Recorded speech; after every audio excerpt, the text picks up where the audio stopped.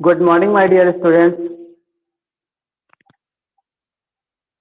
तो चलिए आज शुरुआत करते हैं हम कक्षा 11 की मैथमेटिक्स। कक्षा 11 की मैथमेटिक्स में कुल मिलाकर के 16 चैप्टर्स हैं।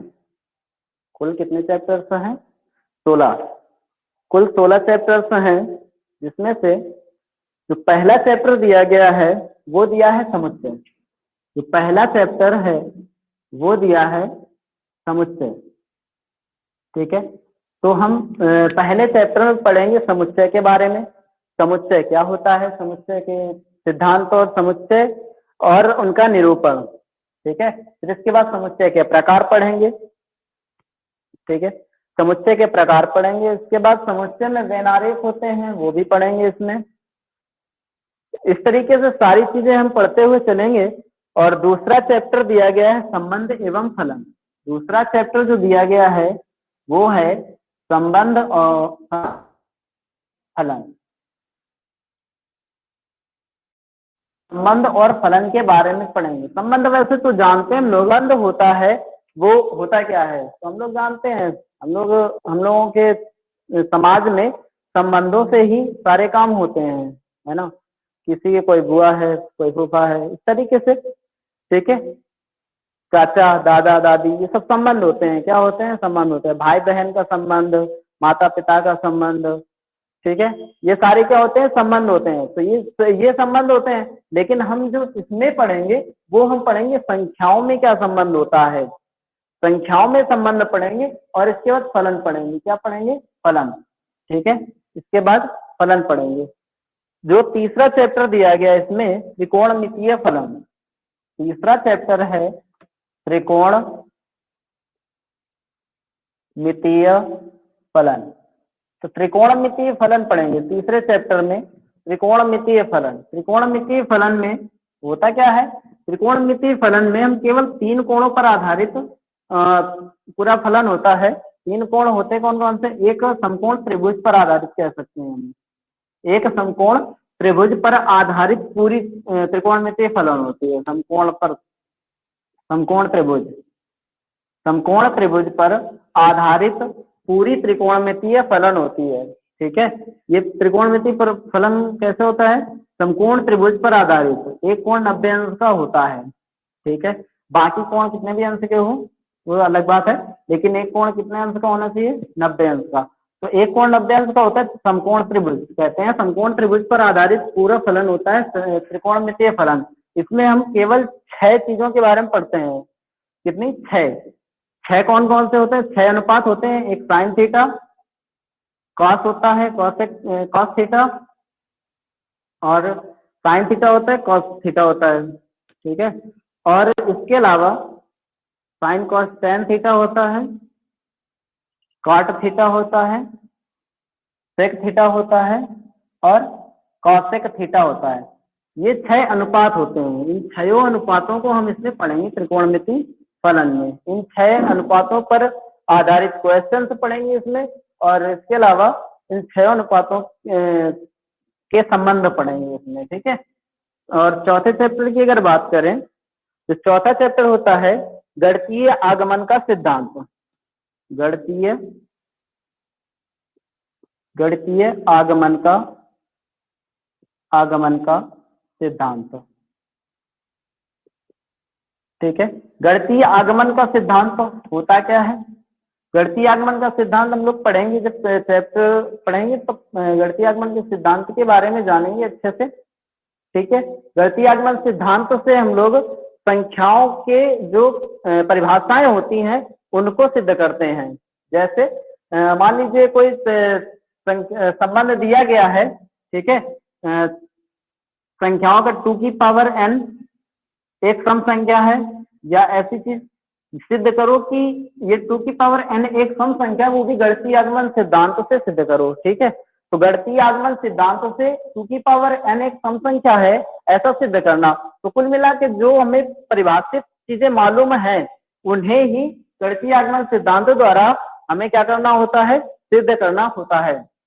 पांचवें चैप्टर की अगर बात करें, जो 5वां चैप्टर दिया गया है सम्मिश्र संख्या द्विघातीय समीकरण। सम्मिश्र संख्याएं, सम्मिश्र संख्याएं एवं द्विघातीय समीकरण, द्विघातीय समीकरण। ठीक है। सम्मिश्र संख्याएं क्या होती हैं? सम्मिश्र संख्याएं होती परिमेय और अपरिमेय संख्याओं से मिलकर बनी हुई संख्या सम्मिश्र संख्या होती है। हम लोगों ने पढ़ा होगा, हम लोग पढ़ चुके हैं a+ib रूप की संख्या है ना, ये संख्याएं क्या होती हैं? सम्मिश्र संख्या होती है। a+ib रूप की संख्या क्या होती है? i क्या होता है? आयोटा होता है। तो a+ib रूप की संख्याएं जो होती हैं वो सम्मिश्र संख्याएं होती हैं। तो ऐसी संख्याओं को हम पढ़ेंगे इसमें सम्मिश्र संख्याओं में। द्विघातीय समीकरण तो पढ़ ही चुके हैं। द्विघातीय समीकरण इस रूप का होता है ax² + bx + c = 0 के। ठीक है। द्विघातीय समीकरण ax² + bx + c = 0 के रूप का होता है। ठीक है। ये भी पढ़ेंगे। चैप्टर नंबर 6, चैप्टर नंबर 6 में दिया गया रैखिक असमीकाएं। क्या दी? रैखिक असमीकाएं, रैखिक असमीकाएं, असमीकाएं। ठीक है। रैखिक असमीकाएं तो हम लोग जानते हैं छोटा बड़ा के चिन्ह पढ़े होंगे। छोटा चिन्ह होता है, बड़ा होता है, छोटा या इक्वल, है ना, बड़ा या इक्वल, ऐसे चिन्ह पढ़े होंगे, है ना। और ऐसे चिन्हों, रैखिक असमीकाएं क्या होती हैं? ऐसे चिन्हों का यूज करके बनी असमीकाएं रैखिक असमीकाएं कहलाती हैं। जैसे मान लीजिए कोई असमीका दी गई है 2x + 3 बड़ा है, बड़ा या बराबर है 3x + 4 से, है ना। इस तरीके से ये असमीका क्या होती है? रैखिक असमीका कहलाती है। ये क्या कहलाती है? रैखिक असमीका कहलाती है। ठीक है। या फिर यहाँ पर केवल 4 दिया होता, या फिर यहाँ पर केवल 4 दिया होता, तब भी क्या हो जाता है? रैखिक असमीका होती है। या फिर यहाँ पर 5 दिया होता, ठीक है, तो क्या होता? तब भी ये रैखिक असमीका ही है। ठीक है। ऐसी होती है रैखिक असमीकाएं। अब इन ये दो असमीकाएं दी गई होंगी हमें, 2 या 2 से अधिक असमीकाएं दी गई होंगी। उन 2 या 2 से अधिक असमीकाओं को हम 2-3 प्रकार से हल करेंगे। एक तो ऐसे सीधे सीधे साधारण तरीके से हल करेंगे और दूसरा हल करेंगे ग्राफीय विधि से। ठीक है। तो इस तरीके से 6 चैप्टर हो गए। 7वां चैप्टर की अगर बात करें, चैप्टर नंबर 7, तो चैप्टर नंबर 7 क्या दिया गया है? चैप्टर नंबर 7 की अगर बात करें तो दिया है क्रमचय और संचय। 7वें चैप्टर में दिया है क्रमचय और संचय, और संचय, है ना। तो यहाँ से समझ में आ रहा होगा क्रमचय, क्रमचय का मतलब होता है क्रम से लगाना, है ना। क्रम से कोई चीज चुनना, क्रम से कोई चीज चुनना, है ना, क्रम से चुनना कह सकते हो। संचय का मतलब होता है जोड़ना, संचय का मतलब होता है क्या? इकट्ठा करना, इकट्ठा करना, है ना। तो इस तरीके से इस क्रमचय और संचय में हम लोग संख्याओं के क्रम से क्रमबद्ध चीजों को पढ़ेंगे और इकट्ठा मतलब संचय की हुई चीजों को पढ़ेंगे। ठीक है। क्रमचय संचय में 8वें की बात करें, चैप्टर नंबर 8 द्विपद प्रमेय। चैप्टर नंबर 8 दिया गया है द्विपद प्रमेय। द्विपद प्रमेय, द्विपद प्रमेय क्या होता है? द्विपद प्रमेय हम लोग पढ़ेंगे। ठीक है। सूत्रों पर आधारित क्वेश्चंस होते हैं द्विपद प्रमेय में, वो क्वेश्चंस हम लोग चैप्टर में पढ़ेंगे सीधे सीधे। ठीक है। 9वां चैप्टर जो दिया गया है अनुक्रम तथा श्रेणी, अनुक्रम तथा श्रेणी।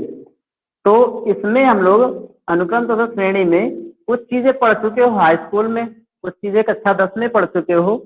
जैसे समांतर श्रेणी पढ़ा होगा, नहीं पढ़ा होगा क्योंकि सिलेबस से हटा दिया गया था, अभी पढ़ोगे, अभी पढ़ लोगे। ठीक है। समांतर श्रेणी हो गया, गुणोत्तर श्रेणी हो गया, गुणोत्तर श्रेणी हो गया। ठीक है। हरात्मक श्रेणी हो गया, हरात्मक श्रेणी। ये अनुक्रम श्रेणी में 3-4 चीजें होती हैं जो हम लोग पढ़ेंगे। ठीक है। ये 3-4 चीजें अनुक्रम तथा श्रेणी में पढ़ेंगे। अब चैप्टर नंबर 10 की बात करें, चैप्टर नंबर 10, चैप्टर नंबर 10 में दिया गया सरल रेखाएं, स्ट्रेट लाइन, सरल रेखाएं। ये निर्देशांक ज्यामिति का चैप्टर है। किसका है? निर्देशांक ज्यामिति का चैप्टर है, ठीक है। सरल रेखाएं, निर्देशांक ज्यामिति में है ये सरल रेखाएं, बहुत आसान सा है, ठीक है। इसको हम लोग वहीं पर पढ़ेंगे, ठीक है। इसके बाद दिया गया शंकु परिच्छेद, 11वां चैप्टर जो दिया गया है वो दिया गया है शंकु परिच्छेद।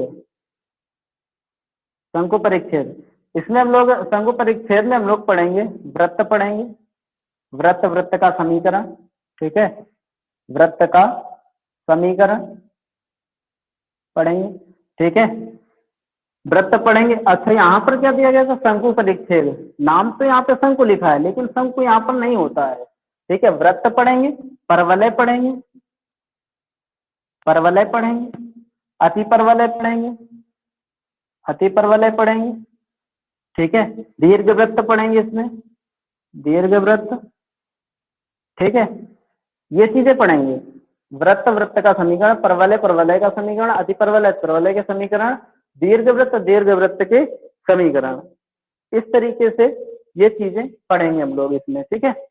इसके बाद 12वां चैप्टर जो दिया गया है, 12वां चैप्टर, 12वें चैप्टर में हम लोग पढ़ेंगे त्रिविमीय ज्यामिति का परिचय, त्रिविम ज्यामिति, त्रिविमीय, त्रिविमीय, त्रिविमीय ज्यामिति, ज्यामिति का परिचय, ठीक है। यानी त्रिविम ज्यामिति का इंट्रोडक्शन पढ़ेंगे, केवल परिचय पढ़ेंगे, थोड़ा थोड़ा सा जानेंगे हम त्रिविम ज्यामिति के बारे में, ठीक है। त्रिविम ज्यामिति के बारे में हम जानेंगे इस चैप्टर में। त्रिविम ज्यामिति मतलब त्रिविम है ना, 3 डायरेक्शन वाली। द्विविमीय क्या होता है? सरल रेखा में आती है द्विविमीय, द्विविमीय ज्यामिति सरल रेखा में आती है। त्रिविम ज्यामिति मतलब 3 डायरेक्शन वाली, ठीक है। ये 12वां चैप्टर हो गया। चैप्टर नंबर 13 की बात करें तो चैप्टर नंबर 13 में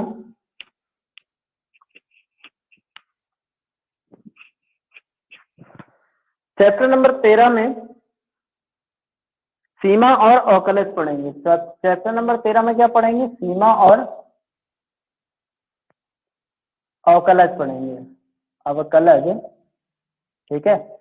तो इसमें अवकलन पढ़ेंगे, यहाँ से शुरुआत होती है अवकलन की, सीमा और अवकलज, यहाँ से शुरुआत होती है अवकलन की, ठीक है।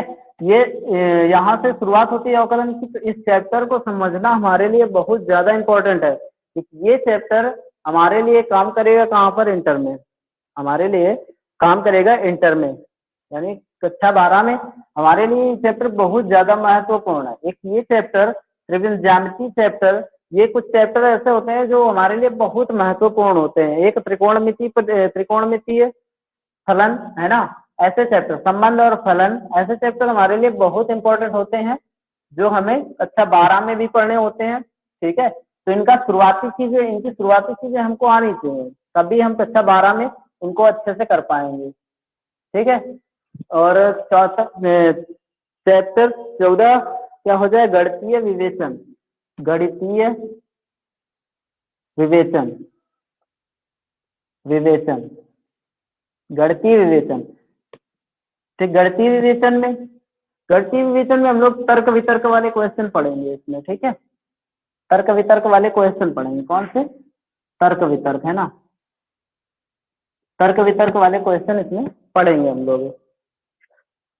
15वें में पढ़ेंगे सांख्यिकी, सांख्यिकी। कक्षा 10 में सांख्यिकी में कुछ चीजें पढ़ चुके हो तुम लोग, है ना, सांख्यिकी में कुछ चीजें पढ़ चुके हो, और भी उसके आगे की चीजें कुछ पढ़ेंगे, कुछ वही चीजें पढ़ेंगे, ठीक है। जैसे समांतर माध्य वगैरह पढ़ा होगा, है ना, समांतर माध्य पढ़ा होगा, माध्य विचलन पढ़ा होगा, माध्य विचलन विधि द्वारा समांतर माध्य निकालना, है ना। इस तरीके से कई विधियां होती हैं समांतर माध्य निकालने की। माध्यिका पढ़ी होगी, माध्यिका निकालना, बहुलक निकालना पड़ा होगा। तो ये सब चीजें क्या है? सांख्यिकी के अंतर्गत आती हैं।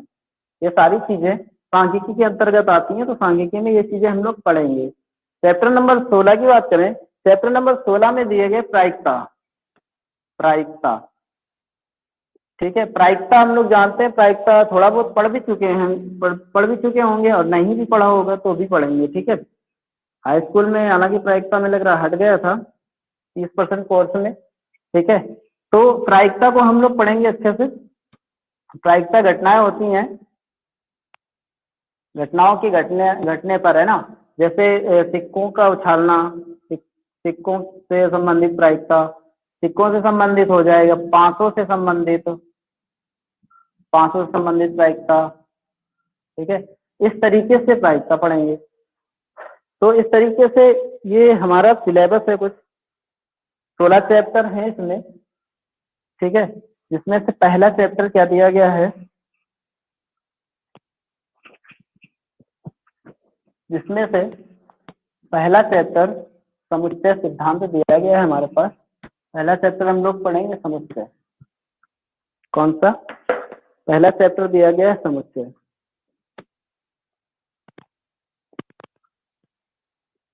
समुच्चय, तो पहले चैप्टर में हम समुच्चय पढ़ेंगे। समुच्चय, पहले समुच्चय के बारे में जानेंगे, समुच्चय होता क्या है, और उसके बाद फिर हम आगे बढ़ेंगे। ठीक है, तो समुच्चय के बारे में पहले जान लेते हैं। समुच्चय क्या होता है। ठीक है, तो हम लोगों ने कई चीजें देखी है, समूहों में देखी होंगी, है ना।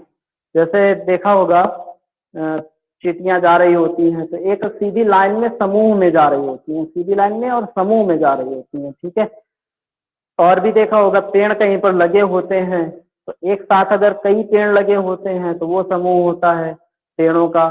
ठीक है, और भी एक कक्षा में विद्यार्थी बैठे होते हैं तो वो विद्यार्थियों का समूह हो गया कक्षा में। ठीक है, कक्षा में विद्यार्थियों का समूह हो गया। ठीक है, ऐसा समूह जो परिभाषित हो, जिसको हम बता सके कि ये इस चीज का समूह है, अच्छे से डिफाइन कर सके, अच्छे से परिभाषित कर सके, तो ऐसा समूह क्या कहलाता है? समुच्चय कहलाता है। ऐसा समूह क्या कहलाता है? समुच्चय कहलाता है। ठीक है, मतलब हम कह सकते हैं कि अगर समुच्चय की परिभाषा लिखें, समुच्चय की परिभाषा लिखें, तो समुच्चय की परिभाषा जो लिखी जाएगी वो क्या होगी?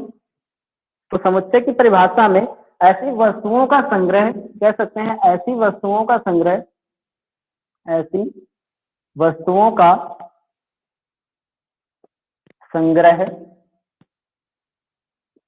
ठीक है, ऐसे वस्तुओं का संग्रह या समूह कह सकते हो, या समूह। ठीक है, ऐसी वस्तुओं का संग्रह या समूह जिनकी परिभाषा दी जा सकती हो। ठीक है, जिनकी ऐसी वस्तुएं का संग्रह या समूह को क्या कहते हैं? समुच्चय कहते हैं। समुच्चय कहते हैं, कहते हैं जिनमें विशेष गुण हो, जिनमें जिनमें क्या हो? विशेष गुण हो, गुण हो। ठीक है, अथवा या फिर क्या हो सकता है, या फिर वस्तुओं के सुपरिभाषित, है ना, वस्तुओं के वेल डिफाइन, है ना, वस्तुओं के सुपरिभाषित सुपरिभाषित समूह या संग्रह को, समूह या संग्रह को क्या कहा जाता है? समुच्चय कहा जाता है। समुच्चय कहा जाता है। समुच्चय कहा जाता है। ठीक है, वस्तुओं के सुपरिभाषित समूह या संग्रह को समुच्चय कहा जाता है। अब समझना इसको, ऐसी वस्तुओं का संग्रह जो को समुच्चय कहा जाता है जिनमें विशेष गुण हो, अथवा वस्तुओं के सुपरिभाषित समूह या संग्रह को क्या कहा जाता है? समुच्चय कहा जाता है। ठीक है, अब ये चीज समझ में आ रही होगी, सुपरिभाषित शब्द से समझ में आ रहा होगा, सुपरिभाषित समूह को ही कहा जाता है ना। तो एग्जाम्पल के लिए समझ लो, जैसे कक्षा में विद्यार्थियों का समूह, कक्षा में विद्यार्थियों का समूह, कक्षा में विद्यार्थियों का समूह, पहला एग्जाम्पल। दूसरा एग्जाम्पल क्या कह सकते हैं? अंग्रेजी वर्णमाला के अंग्रेजी वर्णमाला के स्वर, अंग्रेजी वर्णमाला के स्वर। तीसरा एग्जाम्पल कह सकते हैं अंग्रेजी वर्णमाला, अंग्रेजी वर्णमाला के अक्षर।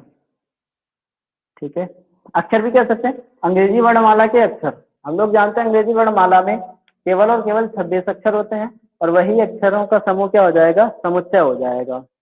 समझ में आ गया? ठीक है, वही अंग्रेजी वर्णमाला के अक्षर क्या हो जाएंगे, समुच्चय हो जाएगा। तो इस तरीके से परिभाषा अगर देखेंगे तो वस्तुओं के सुपरिभाषित समूह या संग्रह को समुच्चय कहा जाता है। फॉर एग्जाम्पल के लिए कक्षा में विद्यार्थियों का समूह, और अंग्रेजी वर्णमाला के अक्षरों का समूह, अंग्रेजी वर्णमाला के अक्षरों का समूह। अगर यहीं पर और एग्जाम्पल देखें, जैसे मान लीजिए एग्जाम्पल दूसरा देखें, मान लीजिए हमने कहा कक्षा में अच्छे विद्यार्थियों का समूह, अच्छे विद्यार्थियों का समूह। तो अच्छे विद्यार्थियों का समूह मतलब क्या ये समुच्चय बनेगा? क्या ये समुच्चय बनेगा? तो हम सीधा सा जवाब है इसका, ये समुच्चय नहीं है। क्यों समुच्चय नहीं है? क्योंकि अंग्रेजी वर्णमाला में कक्षा में अच्छे विद्यार्थी, जरूरी है कि अच्छे विद्यार्थी हमें पता हो, हमें पता होगा कि अच्छे विद्यार्थी कौन है? नहीं पता होगा ना। ठीक है, तो हमें अच्छे विद्यार्थियों के समूह के बारे में कुछ भी पता नहीं होगा। ठीक है, हमें अच्छे विद्यार्थियों के समूह के बारे में कुछ भी पता नहीं होगा, क्योंकि अच्छे विद्यार्थी कभी कभी खराब भी हो जाते हैं ना, वो हमेशा बने थोड़ी अच्छे रहेंगे। ठीक है, वो हमारे सामने तो अच्छे लगते हैं, हो सकता है पीछे बहुत बुरे हों, है ना। ठीक है, तो अच्छे विद्यार्थियों के समूह को हम वेल डिफाइंड नहीं कर सकते, मतलब सुपरिभाषित नहीं कर सकते, यानी इसको अच्छे से परिभाषित नहीं कर सकते, इसलिए ये समुच्चय नहीं होगा, ये समुच्चय नहीं होगा, ये समुच्चय नहीं है, समुच्चय नहीं है। ठीक है, तो इस तरीके से समझ में आ गया समुच्चय क्या होता है। समुच्चय होता है सुपरिभाषित संग्रह को समुच्चय कहते हैं, सुपरिभाषित संग्रह को समुच्चय कहते हैं, वस्तुओं के हो या फिर वस्तु, यहाँ पर वस्तुओं से, वस्तुओं का यहाँ पर वस्तुओं का मतलब इस संसार में जितनी भी चीजें हैं, संसार की सभी चीजों से मतलब है, चाहे वो प्राणी हो, ठीक है, चाहे वो निर्जीव वस्तुएं हो, कुछ भी हो, कीड़े मकोड़े हो, ठीक है, ये कुछ भी हो, इन वस्तुओं के समुच्चय का मतलब क्या होता है? इन वस्तुओं के से हमारा संसार में जितने भी चीजें होती हैं, चाहे वो प्राणी हो, निर्जीव वस्तुएं हो या कीड़े मकोड़े हो, कुछ भी, ठीक है, उनसे होता है। समझ में आया होगा? ठीक है, ऐसे ये होता है समुच्चय। ये क्या होता है? समुच्चय होता है। अब हम आगे बढ़ते हैं, समुच्चय के अवयव। अब समुच्चय के अवयवों पे चलते हैं। ठीक है,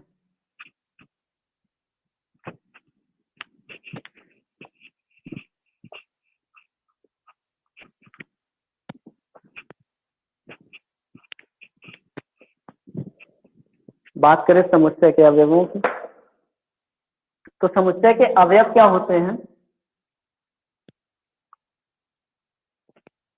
समुच्चय के अवयव, ठीक है, समुच्चय के अवयव क्या होते हैं? समुच्चय के अवयव, तो हम लोग जानते हैं कि जो समुच्चय होता है, समुच्चय को अंग्रेजी वर्णमाला के कैपिटल लेटर से, यानी बड़े अक्षरों से प्रदर्शित करते हैं, बड़े अक्षरों से दर्शाते हैं। और अवयवों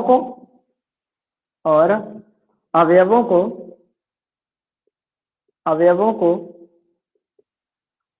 छोटे अक्षरों से दर्शाते हैं, छोटे अक्षरों से दर्शाते हैं, छोटे अक्षरों से, या फिर कह सकते हैं कि क्या होता है, संख्याएं होती है ना, संख्याओं आदि से दर्शाते हैं, ठीक है, यानी कि जो दर्शाते हैं, अर्थात हम कह सकते हैं कि जो अवयव होते हैं वो हो सकते हैं कुछ भी, छोटे अंग्रेजी वर्णमाला के छोटे अक्षर भी हो सकते हैं, संख्याएं भी हो सकती हैं, इसके अलावा व्यक्ति भी हो सकते हैं, किसी का नाम भी हो सकता है, ठीक है, किसी के नाम भी हो सकते हैं।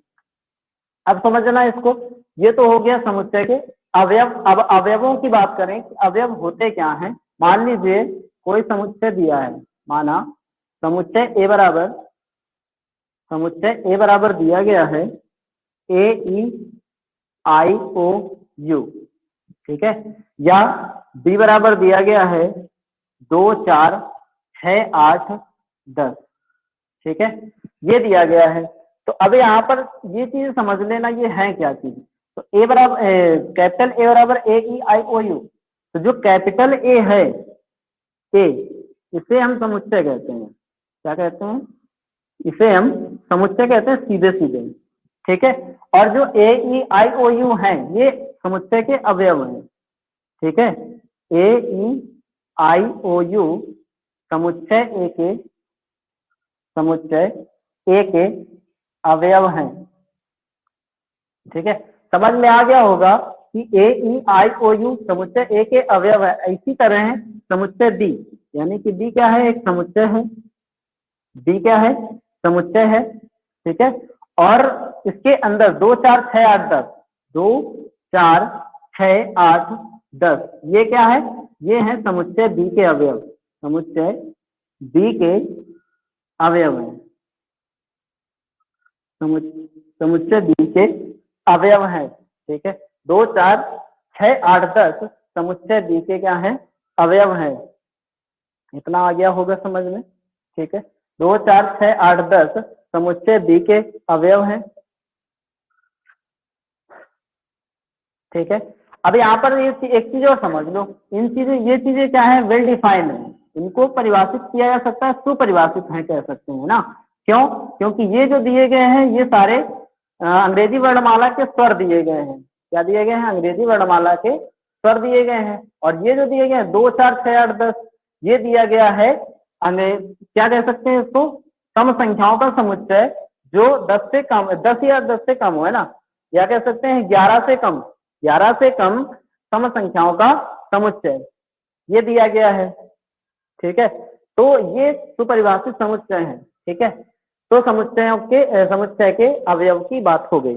समुच्चय के अवयव समझ में आ गए होंगे, है ना। समुच्चय का संकेतन तो समझ ही रहे होगे, ये संकेतन ही तो लिखा हुआ है। समुच्चय का जो संकेतन है वो यही तो है। इस तरीके से हम प्रदर्शित करें तो समुच्चय का संकेतन कहलाता है यही चीज, ठीक है। अब समुच्चय का संकेतन समझाने की जरूरत भी नहीं है। इसके बाद समुच्चय और उसका निरूपण। समुच्चय का निरूपण समझ लेते हैं, ठीक है, इसको मिटाते हैं। समुच्चय का निरूपण समझते हैं क्या होता है।